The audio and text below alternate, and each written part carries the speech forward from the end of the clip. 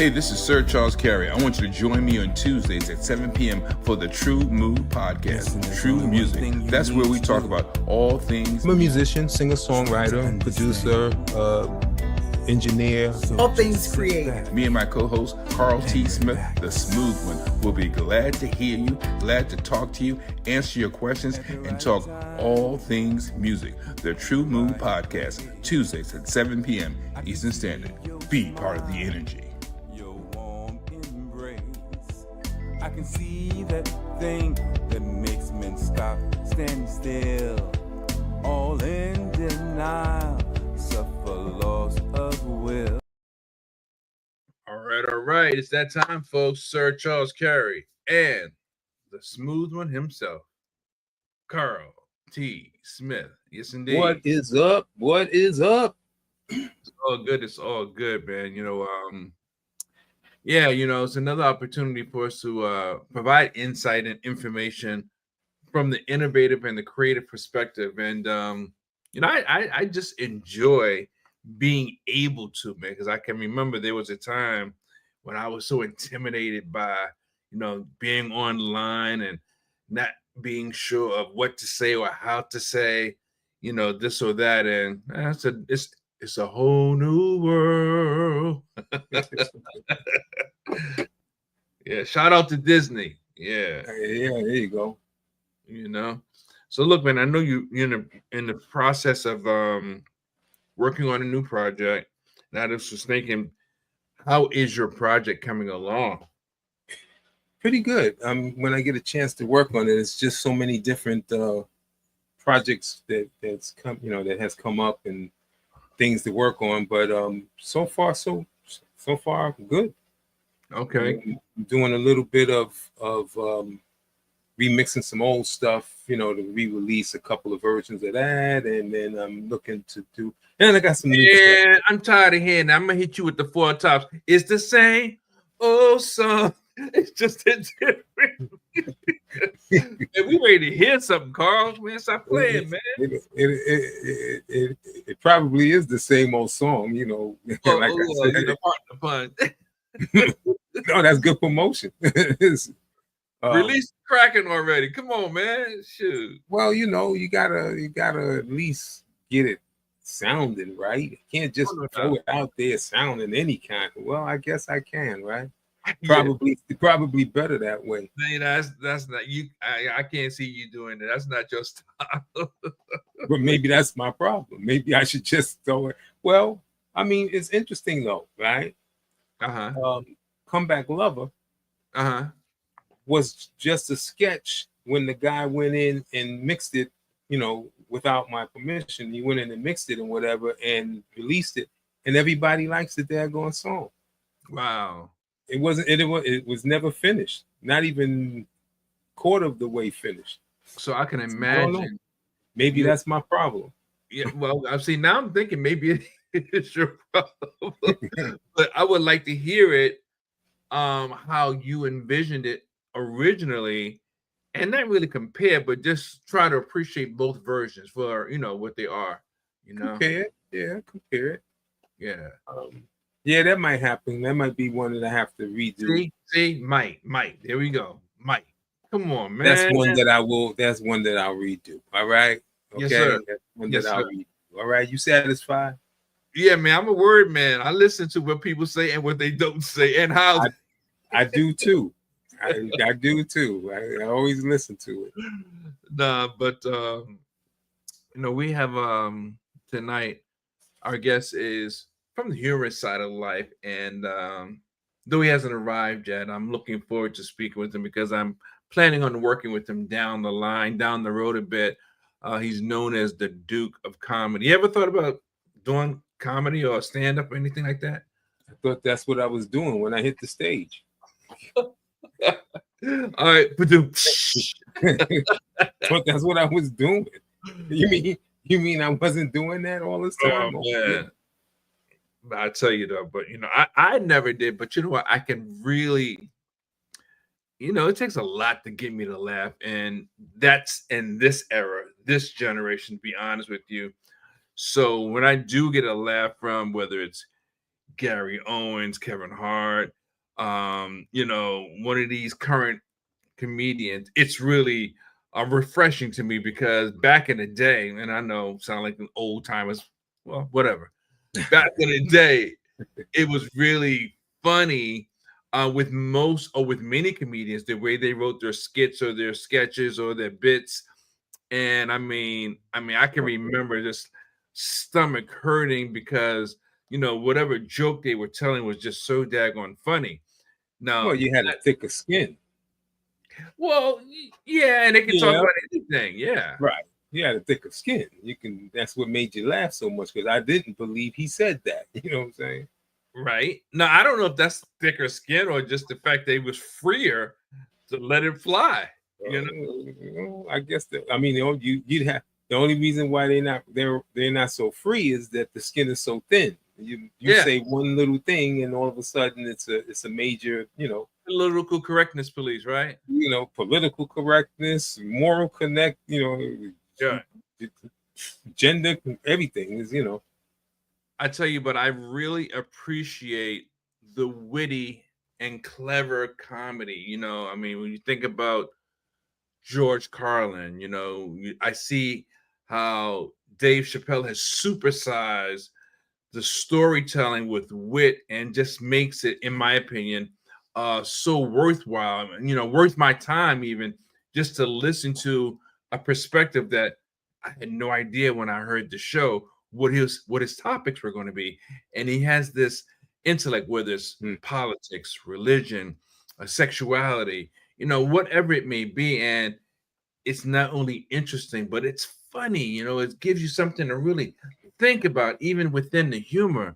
And you know, I mean, I just find it. Oh, I found it past tense really interesting compared to many comedians today. They probably would say I'm a hater, but I'm not. They're just not. They're just not funny. It's just not funny. Well, yeah, I click on all those guys. I mean, all day long, as I go do my stuff and I click on my feeds and you get the little reels and stuff. So all day long, I'm checking out, George Carlin, Dave Chappelle. They got a couple of other guys. Ali something. Oh, Sadiq, yeah, Ali Sadiq. Yeah, he's funny, and Yeah. they got a new guy, Josh Johnson, I think, also. Is that the white guy? Nah, look like a young black guy. But he's funny. He gets you in there and have you wondering like what the heck he's gonna say, and then when he says it, you got to chuckle. Yeah, there's quite a few. There are a few. Now, I don't want to be disparaging towards another artist, regardless of the genre of art. I'm not saying the comedians today as a whole are not funny. I just think that they were funnier. There were more people that you can really rely on because we have variety shows, we had TV specials, we had 30-minute show like Carol Burnett. Oh my goodness, Carol Burnett with Harvey Korman and the whole crew. I mean, it was just like ridiculous back then. Jackie Gleason, and I mean, I don't look skin color to me ain't got nothing to do with it. If you're funny, you're funny. Now, I'm sure some of them may disclaimer have racial bias. I have no idea which ones, but I know when they were on the stage and they told jokes, they were funny. Mm-hmm. You know? Yeah. Definitely. And it was a variety of humor. But I mean, we're talking about comedians and comedy and all that other stuff, but it's the same thing with the music. People had thicker skins. Well, people had thicker skins. People had more focus. People were, more into what they were doing, and how you tell a joke, how they tell a joke. Like you mentioned Dave Chappelle, and he tells a joke. So it's such a story that you're sitting there listening to it, and then the punchline comes in. That you wasn't even expecting. Right. That's how music used to be. You used to come in, they had the intro and you come in with a thing and all of a sudden they flipped it and had turned funky or whatever, or how, what happens. And then, or you listen to it and you go, I didn't I never heard them, play like that, or I've never heard that kind of stuff coming from them. Yeah, and Now I think I every understand where you're coming from. Yeah. everybody's doing the same thing. If I get a hit, everybody's doing it. So are you still not that you don't listen to it, but are you still not really paying attention to some of the music that's out today? I mean, I hear it, but I don't focus on it. So you don't know what you're listening to, huh? No, no, I don't. I Man, just know when I like it, I listen. When when it catches my ear, I listen. And the rest of the stuff, I'm listening to it, but I so hear it. I'm not listening. I hear it. do you not like, or do you not, are you familiar with the Doggy song? The Doggy song. Baby, take your time. What's Oh yeah, I've the heard that. I've heard yeah? that. What are your thoughts on that type of a song? Well, I think it's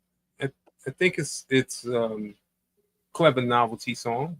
I Yeah, mean, that's the that's whole thing. that's exactly my thoughts. I like it, and I look at it the same way. It's a novelty song, but Yeah. clever, very well done. And I didn't realize he was the same artist that was in Lion King. I don't know if it was the movie, the Yeah, stage. I heard that. Yeah. Yeah, so he's been around the business overall for a period of time. So, and he's written for a lot of people, which I find to be a very familiar path. Before you can become an artist of any notoriety, you probably have written for several people. I know it's not a must, but that seems to be quite the path. Well, I mean, I think you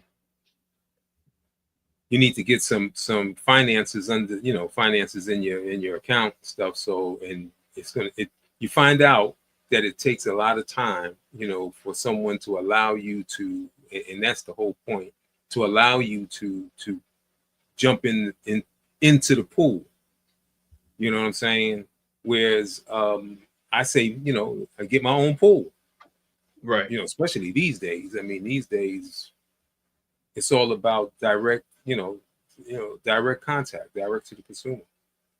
Yeah, I heard recently, through YouTube, and the funny things, I spent a lot of time on YouTube, and in doing so, there's a music attorney who happens to also be an artist, was covering a video that was created by another, I guess you could say another artist, and this artist in particular said she spent $100,000 on her album, and Spotify pulled her album. Did you see that?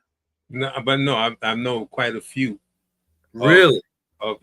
quite a few of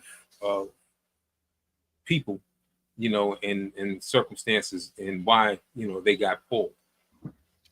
So what, without being, or without naming names, can you say some of the reasons? Oh yeah. Well, first of all, there are playlists is a big thing now for Spotify. Playlists, you get on these playlists and stuff, but they have these playlists that have bots. Oh yeah, bots. That's a no. So what happens is that you get on that playlist that have that's using bots, and what do you call it? They figure out that playlist is a bot, so everything and everybody on that playlist gets pulled off of Spotify. There are people who thought that these things were legitimate playlists. Come to find out that they're bots and all, or whatever else, playlists and pay for play and all that other stuff like that. Right. So Spotify, well, you on there legitimately. You just went there, they put you on that playlist, right? You find out that Spotify kicked you off because you on that playlist. Yeah, I can appreciate that to certain degrees. It's almost like having a cheat code with gaming, because I mean, I know that we're not talking about gaming, but I played I have a PlayStation. Same thing. Yeah, I would play, what's the name? Call of Duty. So I'm playing, I'm running around shooting, they shooting at me, and I get killed. And before I could even come back alive, we call it respawn, or before I could respawn, come back alive, as soon as I get up and I start running, I'm shot again. So there's cheat codes to give other people the advantage, which, I mean, is there anything honorable? Is there any type of fairness or sportsmanship? And it's like, I mean, I understand wanting to make it and get it, but I don't know if I can really enjoy it. Like, say, if you were a label and you just put me to the top of all the artists, regardless of the relationship, and now I'm making all this money, but maybe my songs aren't that good, but I was positioned to win. I don't know. I don't know how I could. I mean, I don't know how long I can live with that. Put it like that. Well, I mean, I predict that, you know, up until the business outshine the talent, you know, I guess it would be okay. That's the problem. The problem is that, I mean, the it all depends on, you know, kind of what you're looking to do when you get in this business. Is it, you know, the passion and the fans and it's stuff like that, or if it's making money? If it's making money, well, you know, they put me to the top until I don't make any more, you know, and then I cry that I've been robbed. Yeah. So we all have to have, not we, but I guess some people, they'll get their Milli Vanilli moment, a moment of truth. There it is. You know what I'm saying? It's, I mean, you know, it's so you either can go about it slow, right? So make $1. You can make $1, you know, over a period of time, or you can make it real fast. And of course, there you go. Real fast, you know, it gets kind of crazy. Hey, and here we have the Duke of Comedy, Mr. Terrence Hawkins. What's going on, sir? What's going on, everybody? How's everybody doing? All right, all right. Man, it's been a long time since I've seen you, man. When I saw the wisdom that your face portrays, I was like, nah, this ain't the same dude. Nah, it's an imposter. You can use that bit. Well, you know what? I appreciate that. You know, Father Time is undefeated, so I really have to be cautious of that and let everything take its toll. Well, let me give you your flowers the right way, ladies and gentlemen. We happen to have today, for the first time ever, the Duke of Comedy, Mr. Terrence Hawkins. He's done a lot. I mean, we have a storied history of sorts, but he's been an actor. He's been a stand-up. I mean, he's done a lot of things. Terrence, if you don't mind, you talk about Father Time. Here I go testing you, and I'm stepping in your lane. If you don't mind, if you can remember, what are some of the pictures and things you've done that are notable? So okay, as an actor, I started acting in high school, so I did some theater, and then leaving out of the theater, I got into some television. So I was on The Wire, I was on Step Up 2, I was on A House of Cards, I was on a couple of B-rated movies, which means go straight to DVD. They never hit the theaters. So okay. I did a couple of those. I've several stage plays. I mean, several stage plays. I was in the DC Black Theater Festival. I was in a major. Say that again. My phone. It was breaking up. Say that again. Yeah, you were in a major motion picture, but the name escapes me. Some time ago, because I was in National Treasure. Tears of the Sun with Bruce Willis. There you go. I knew it was something that I just couldn't remember the name of it. Yeah. Okay. All right. So you. Yeah, man. I was in Tears of the Sun with Bruce Willis as well. So you've had quite a background. We were just talking about, you know, how, like, I think his name was Leon Thomas. You know, he was in The Lion King, and now he's got that song "Mutt." You know, baby, take your time. What's the rush? right? So the point is, he's been in the Right, business right. pretty much like yourself. You've gone from stage plays to movies to B movies to major motion pictures, and now you've been on the comedy circuit. How long have you been doing stand-up and emceeing? Oh wow! Now that is really going to date me. So I'm actually coming up on my 19th year as a professional comedian. Okay. I have had the opportunity to work with quite a few people. If you don't mind, share some of the people you worked Some of with. my I'll start off with the deceased with Dick Gregory. I worked Okay. with Dick Gregory. I worked with Paul Mooney. Uh, local here, local legends here. Sylvia Traymore, Chris Thomas, Yeah. Tony Woods. Yeah. You name Those Judge Poole, Greg Poole, a bunch.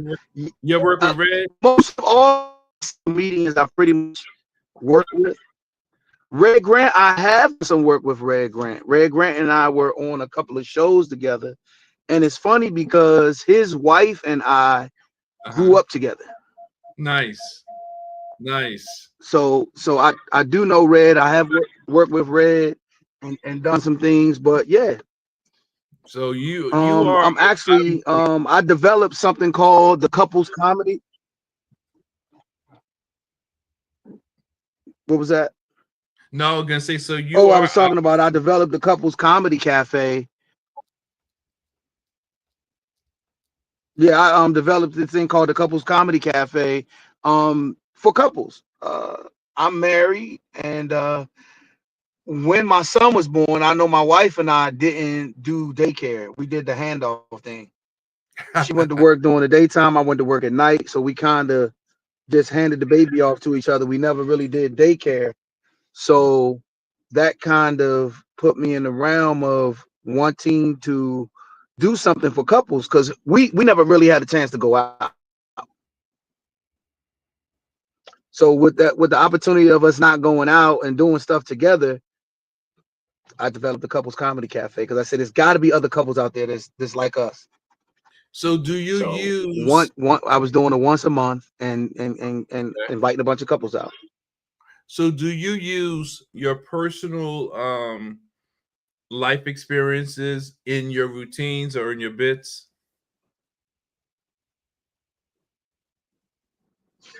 Yes. Okay. Yes. Everything that I talk about on stage is going on around me. Everything I talk about my wife, my son, my daughters. That right there is 45 minutes. But yeah, talking about my life and my lifestyle and those that are around me. Yeah, they're the ones that. So it's funny because there are no comedians in my family. We got musicians and singers and all that in my family. So how do they take it when they find out that they are part of your routine?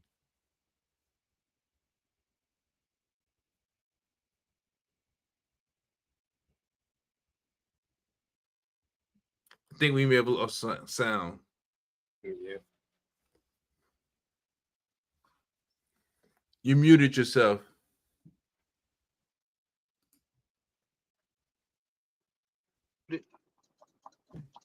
Am I still muted? No, you're good. You're good. Got you All now. right, so I'm all right. Cool. Yeah, I don't know what happened. You was asking me a question and I didn't hear the question, sir. Yeah, how does the family take it when they find out that they are part of the routine? I show them the check. There's nothing they can't say. I got paid for talking about y'all. There you go.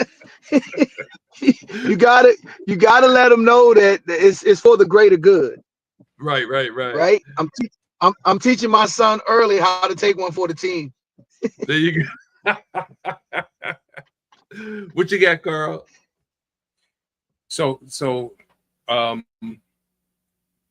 usually when you do your stand-up, it's about your family and things that go on, that go on with you. But what other topics do you use? So I do some current events. I do talk about very little politics. Right. The current events that I will talk about would be weather. I got a lot of jokes about weather that I talk about. I definitely talk about white people and weather. Oh, you got jokes for white people? Wow. Okay. What I'm only playing. about white people and weather. Oh, mine too. Okay. Yeah, I talk. Yeah, I talk about white people and weather together. Yeah. I can be the milder side of a Corey Holcomb because I give women the blues. Okay, right? good. Miles is good. Yeah, I'm very tactful in what I say when I'm talking about women, right? Because I know that women wear their heart on their sleeves and they're overly internal beings, right? So you got to be careful how you call them fat. You got to be careful how you call them funny looking. So odd colors you wearing. I do bash. Look, odd colors she's wearing, all 5 of them.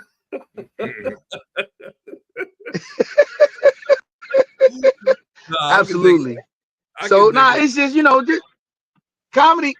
Comedy is crazy because a lot of people really believe that they can actually do comedy, and it's a difference in making those who you're comfortable around, who already know you, laugh, than to get up in front of strangers, 2,500 strangers, and make them laugh just the same, right? It's also it's crazy in comedy because it's a lot of unwritten rules, right? It's a lot of joke thievery going on in comedy. It's a lot of comedians that have national exposure and have the opportunity to get on TV and get on national stages, right? But they'll come into the quote unquote chitlin circuit clubs, get material from up and coming comedians who are working on bits and trying to get material. They'll did that and take it, spin it, put it on TV. The first one that puts it on TV is the one that can claim it, right? You asked me about Red Grant earlier. There was there's a joke that he uses that is of one of my good friends. And it was crazy because earlier in my career, my wife used to go to primarily everything, all the comedy shows. So I actually did a show with Red Grant, and 2 weeks later, I did a show with a buddy of mine, Eli. And Red Grant did a joke 2 weeks earlier, and then when Eli did his joke, my wife gonna elbow me and was like, he stole Red Grant's joke. And I'm like, did he? She goes, that's the same joke he said during the show he did with you. And And I'm like, babe, you gotta watch how comedians tell the joke. You gotta watch how the act out goes. You gotta watch out how confident the comedian is telling the joke, or if they're just trying to get off material. So Eli did the joke on Monique. Remember when Monique had her talk show years ago, right? Eli Southern did that same joke on Monique's show. Wow. So I'm trying to tell my wife, I'm like, babe, that joke has been out. That joke has been out. Eli did Who that joke delivered, years ago, just because it's a who part delivered of his it set. better? See, a lot of times, what's the question? Who delivered it better? Oh, Eli. Eli has a better act out. So Okay. Eli Southern did. So the joke, I'll tell you the premise of the joke. I won't say the joke because I don't really like know the whole joke, but it's dealing with dating, treating the dating pool the same as the challenge flag in the NFL football, Okay. right? So he got the punchline is my flag and blow my whistle. Blow my whistle and throw my flag. So he gets all the way up to it where he has on a referee shirt, a whistle, he has everything. And then he even goes one step further at the end of the joke and he throws out the red challenge flag. Red Grant does that joke with no flags, no referee shirt, no nothing. So I'm like, somebody that's gonna take somebody else's joke, I don't think they're gonna go as far as, you know what I mean? Yeah, yeah. The I got originality of the joke would be the one who does the most for the joke, right? So that was a big topic of discussion of who's taking whose material.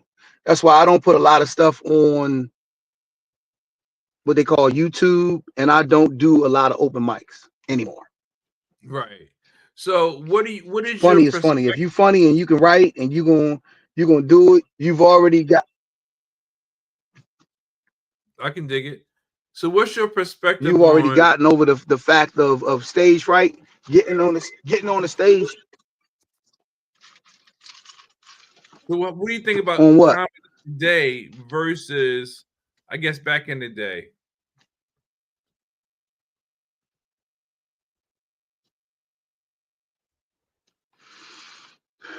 Comedy wise, Like today versus maybe the 70s or the I didn't 80s. understand the question, Charles. Say that. Ask me the question again. Yeah, what's your perspective on today's comedy scene Oh versus man. scene So back in the day? Yeah.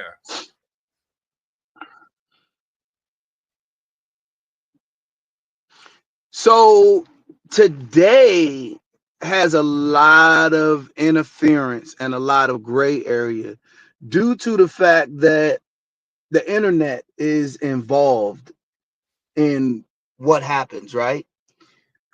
This goes back to the first person that gets into TV unwritten rule in comedy. When you got TikTok, Bizio, you got Facebook, Instagram, and they're Yeah. giving you an opportunity to literally do shorts, right? You got these internet comedians who are getting a lot of positive feedback from people who's also on the internet, not going to comedy clubs, telling them that they're comedians, that they're funny, that they're this and that they're that, and they're literally coming into the realm and saying, "Oh, I can do this." Oh, no, you can't. This ain't that, and that ain't this. Right. It's been a few that has come within pre-pandemic that has gotten their foot in the door and was able to do some things with it. But then you got some that has also come in and stunk the place up. 85 South So Country Wayne. now it's a little bit more watered down, and it's those boys are rolling. So one of those kids were an internet sensation, DC Young Fly, Yep. right? The other two got it out the mud and were real comedians. But DC Young Fly hung around a lot of comedians. He hung in comedy clubs. He was one of the ones that was able to make a transition. Um, one of the ones that wasn't able to make a transition, but she's doing well now because after she got the money, she realized she had to spend it. Just hilarious. Just Oh, hilarious is killing right now. yeah. But she was able to apologize for the jokes that she stole, pay some people some money for the jokes that she stole, and then pay a writer to write her and to keep her relevant. Got right? you. So it's a lot. Today's comedy versus back in the 60s and 70s. 60s and 70s, they were relentless back in the 60s and 70s. But you Yeah, come up man. They was today to today's time, you got people that want overnight success, that don't want to go through the they don't want to go through the actual uh the trials and tribulations to get to the marquee, the name and the marquee. They believe that things are supposed to be given to them because the internet gives them things, right? right. So today's comedy, how would I feel about today's comedy? Right. So yeah, I'm excited for comedy though.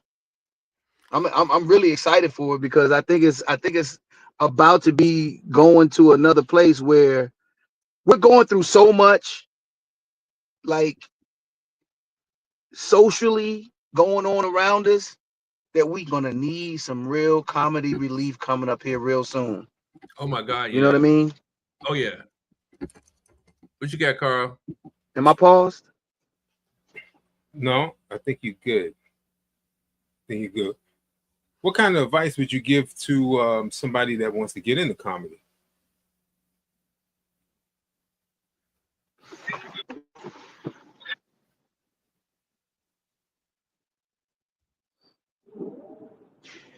Those people that want to get into comedy, I would tell you to be sure that's what it is.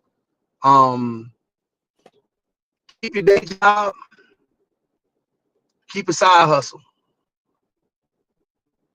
Because comedy is not what everybody think it is. It's not easy. It's not friendly. So if this is something that you want to do, I would tell you to study your craft. Right. Get yourself some comedians you can follow that has like personalities. It's just personalities are just like yours. Get a book Right. by Judy. Get a book by Judy Carter. The book is called The Comedy Bible by Judy Carter. If you want to get into comedy, that book right there is gonna let you know, because that joint is like a college course. Wow. Okay. You can't just open it up and go cover to cover. You open it up, you read a few pages, it gives you an assignment. You actually got to go out and do something. Then you got to Nice. come back and give your synopsis. Yep, you got to break it down and give a synopsis of what you did from that assignment. Then you got to give like 3 more points of how you can get better at doing what you did. And then you go to the next lesson. And then you go to the next lesson. So that book right there will let you know if comedy is for you. And I would tell you to just be sure. Be sure. Right. Is that part of? Was that part of your? This ain't like I said, this ain't that. You can't Was just, I'm gonna be a comedian and get on stage and all of a sudden now you no. Mine was I was in the military. I was in the United States Marine Corps. I was stationed in Hawaii. And there was a competition that came up.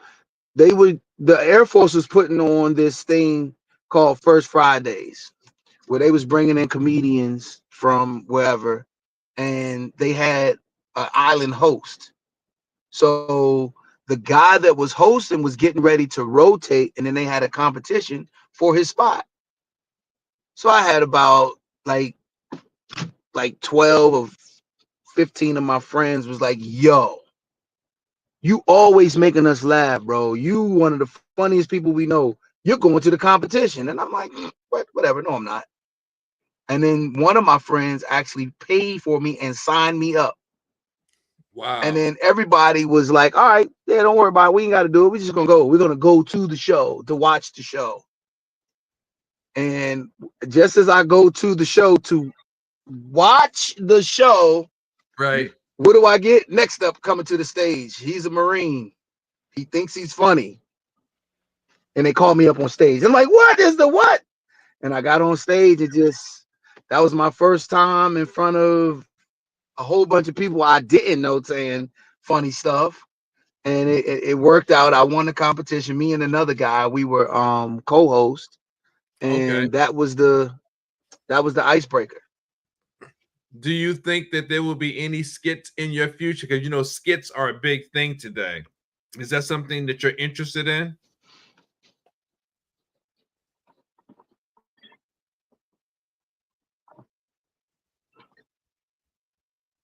Yes. So, yo, this is funny as hell that you bring this up because I also write. So I've been writing shorts forever, right? My first DVD was supposed to be what Laugh Mob put out for a bunch of comedians. Because I'm a storyteller, I was going to do a special where I acted out all of the jokes, but when I got on stage to talk to the audience, I would start the joke, but then the lights will go down and the screen will come up, and the screen will be showing the joke as I'm narrating it right there in the theater. But like I said, Laugh Mob uh, beat me to the punch. I'm not gonna say how it leaked out, but yeah, you got to be careful who you tell your information to. You got to be For sure. careful how you share your ideas with the public. If you're gonna do something, do it. Don't tell nobody about it. Let them see it. Because I definitely spilled the beans, and because their reach was longer than mine, their bag was deeper than mine. They were able to get production done before I did. So that kind of scratched that. But I am definitely uh Working on willing to something. do some skits and looking for a camera crew to get some skits done. So I I may am have in somebody the for you. in the in the midst of getting some done right now. I got camera people for you. Yep.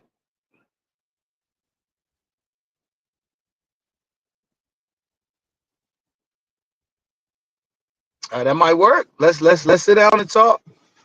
Okay. Oh no, Um, let's sit down and talk on that, Charles. Because like I said, I got a lot. I got a whole lot going on with my son and him playing his basketball and moving all over the country, and then my skits and my things, and then I got my grandkids. I'm trying to get them acclimated into grandkids. the Oh, the um the acting world. I'm giving them scripts now to practice with. Try to get them some commercials. okay. Oh, you trying to get the easy money? So we're gonna start with commercials and move our way into yeah. Yeah, I got I, grandkids, man. I got 4 grandkids. I ain't mad at you, man. I got a few. I got a few. But you know, I got 2 boys and 2 girls. okay, okay. There are different types of comedians. There's your straight up standard stand-up comedian. There's the storytelling comedian. There's a comedian that does skits. And then there's the wit comedian, the witty comedians like the George Carlins, the Dave Chappelle's. Even Kevin Hart does it in his own way. What is your thoughts on the clever comedy versus maybe some of the others of today? Hmm.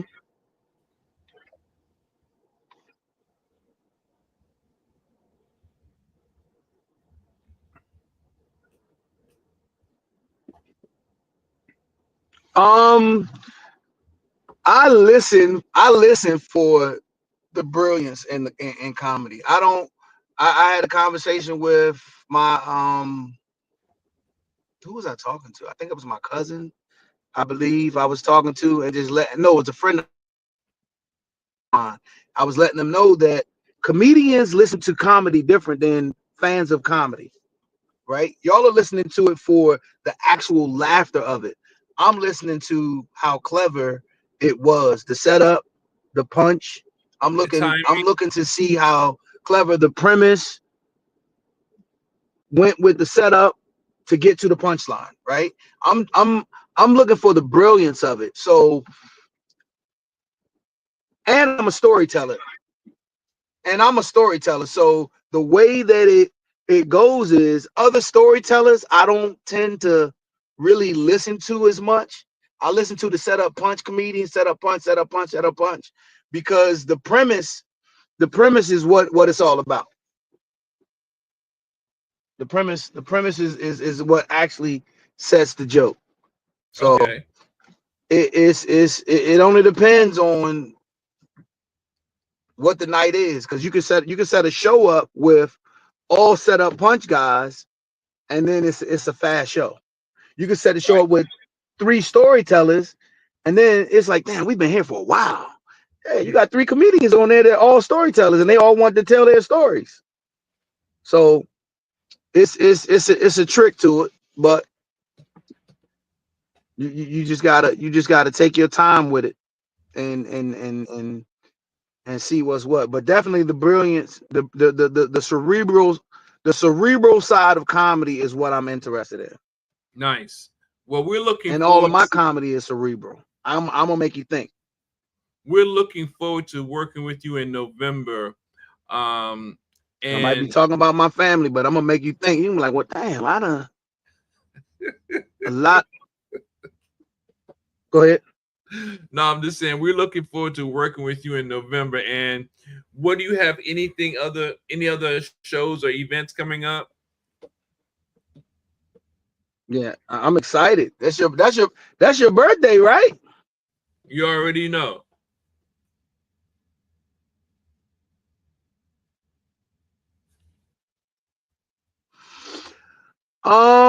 Not at the present. My son just started his 8th grade year. And going into his senior year of middle school. He is the man on campus right now. He had 2 successful basketball campaigns prior to this one, this being the final one. He's done some things at that school that has never been done, and he's looking to do a lot more this year. So after January, I'm gonna be going full steam ahead with 3 to 4 shows a week. But as of right now, I'm not really doing too much. I am gonna put together a couples comedy cafe for the end of November going into. But other than that, nothing else major. I have no. Oh, let me not say that. In a couple of weeks, I'm going to Las Vegas with Chris Thomas. I'll be in Las Vegas with Chris Thomas, but nothing local. Got you. That's good stuff, no doubt. Listen, man, I just want to thank you for taking time out to schedule to jump on, and we're looking forward to hearing and seeing you a little bit in the not too distant future.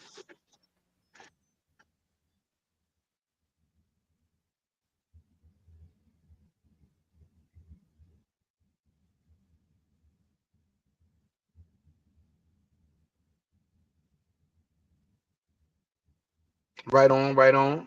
I am All definitely more than willing to come back and talk to you guys and just say hey, just say what's up.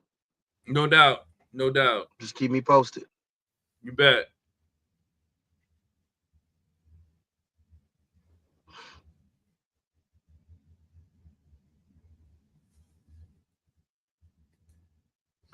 All right, so man, I tell you, is I guess the art is art, but it's always interesting learning from a different side of the creative arts, the innovative arts, comedy, singing, dance, whatever. I'm gonna leave it up to you to bring on the dancers, but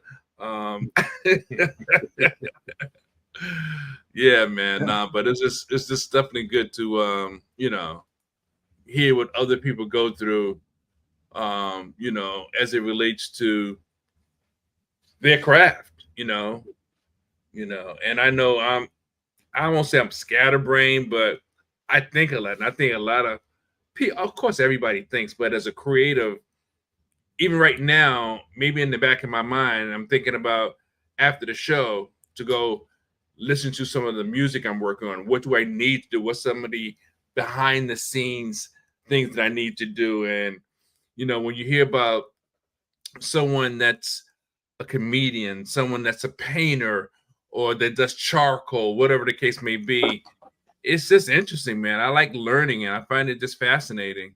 Mm-hmm. Yeah.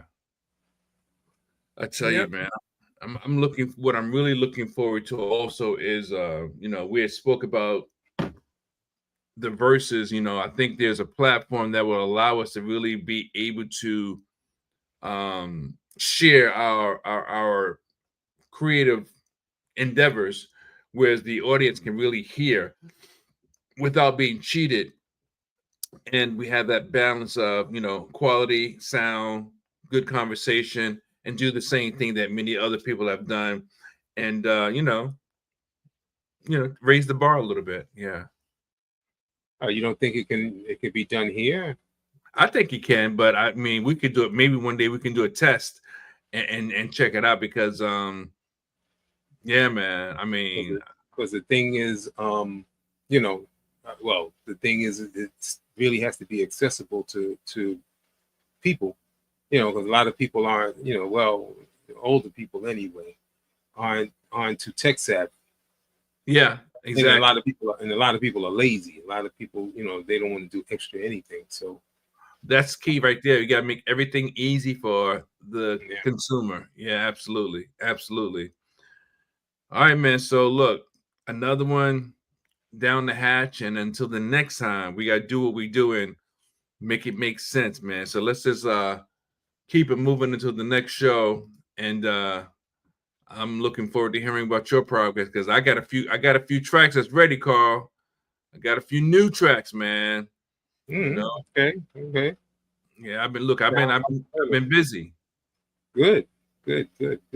Sounds like a winner. No doubt. Be right back. Yeah. Uh-huh. You're sexy, so good to me.